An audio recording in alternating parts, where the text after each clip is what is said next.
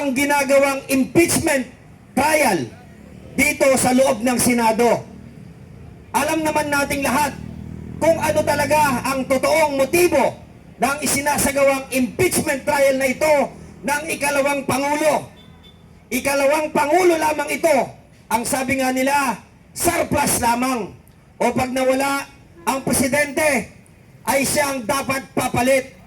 Ngunit, merong isang katanungan ang mayoryang Pilipino kung ang vice-presidente ay ikalawa lamang sa pinakamataas na posisyon sa ating gobyerno.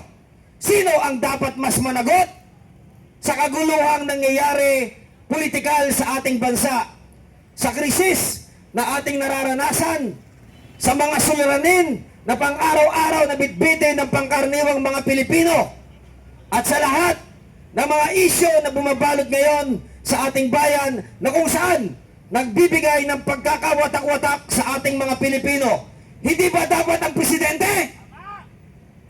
Subalit mga kababayan, ginawa nilang instrumento ang impeachment kuno ng ikalawang Pangulo ng ating bansa.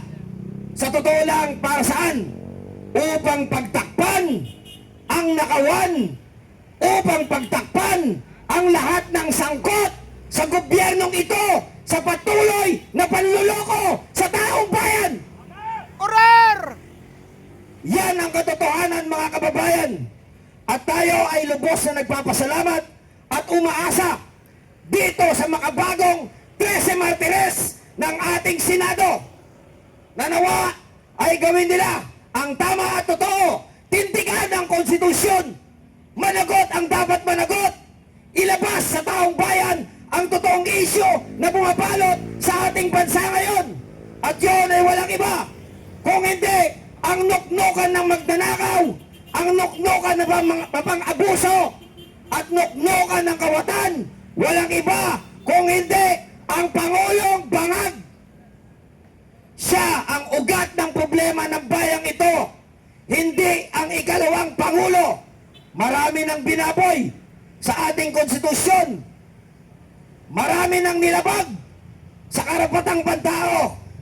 Pero nakakahiya ang 11 minorya na ito na sila ay co-equal branch ng ating gobyerno. Kitang-kita nila, alam na alam nila ang katotohanan na ang tunay na magnanakaw, na ang tunay na salarin ay walang iba kung hindi ang Pangulong Demonyong nakaupo. Subalit, ano ang ginawa nila nung nagkaroon ng pag-atake dito sa loob ng Senado?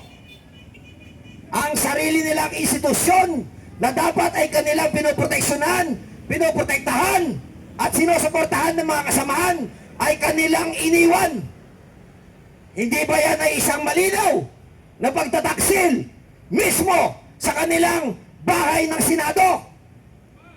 Di ba malinaw ang kanilang naratibo at motibo ay isulong ang impeachment, matanggal ang vice-presidente para nang sa ganon mapagtakpan ang patuloy na pagnanakaw, patuloy na pang-aabuso sa mga karapatang pantao na meron dito sa ating bayan.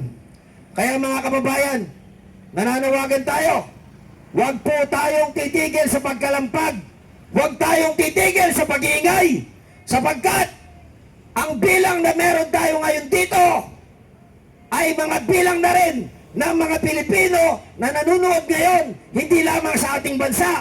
Tayo ay representasyon ng bawat Pilipino na naniniwala na ang ginagawang ito ay moro-moro at sarsuela upang pagtakpan ang tunay na problema ng ating bayan. At walang iba kung hindi yan ang Presidenteng Bangag Marcos Resign! Maraming salamat, kapatid na Laking Bangag! Lubog! Kaya hindi nakapag-iisip na kung ano ang tama at mali. Dahil nilulutang siya ng kanyang mga nakapalibot sa kanya para sa'y maging sunod-sunuran. Kaya ang ating panawagan, Mr. President, ito ba ang gusto mong mangyari sa Pilipinas ang pagkawatak-watak ng mga Pilipino dahil sa kalokohan mo?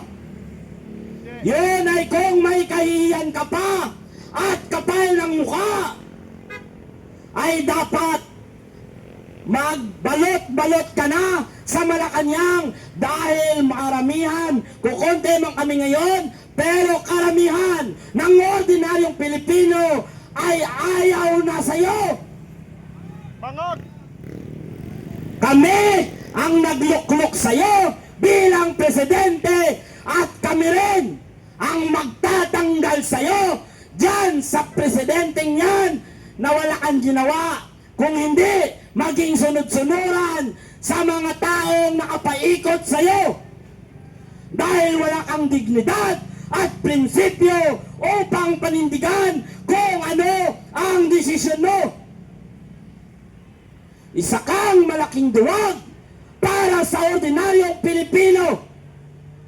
Isa kang malaking duwag para sa mga congressman na magnanakaw sa Kongreso.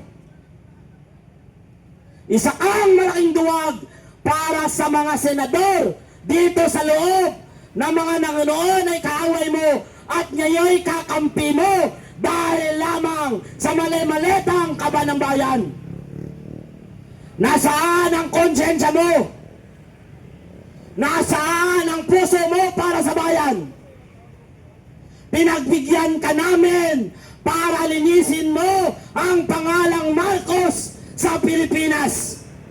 Pero anong ginawa mo? Mas lalo mong binaboy ang apelyido ninyo na noon pa'y baboy na, mas binaboy mo pa. Kaya kung mapapanood mo itong video na to, mag-isip-isip ka, gawin mo kung ano ang tama at mali. Huwag kang maging sunod-sunuran sa mga taong nakapalibot sa'yo na pinapasingot ka para maging sunod-sunuran ka sa kanila. Maging tapat ka sa bayan at sa ordinaryong Pilipino. Maging tapat kayo sa konstitusyon na sinumpaan ninyo. Ipakita ninyo ang malasakit at pagmamahal ninyo sa inang bayan.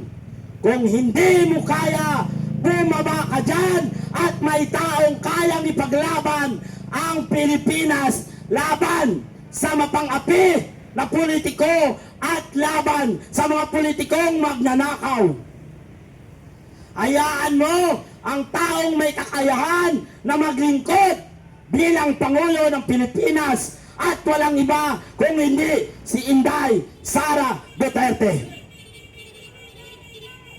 Kaya ang panawagan natin, pakinggan mo ang bawat ordinaryong Pilipino. Bumaba ka na dyan at sawa na kami sa pahirap mo sa amin.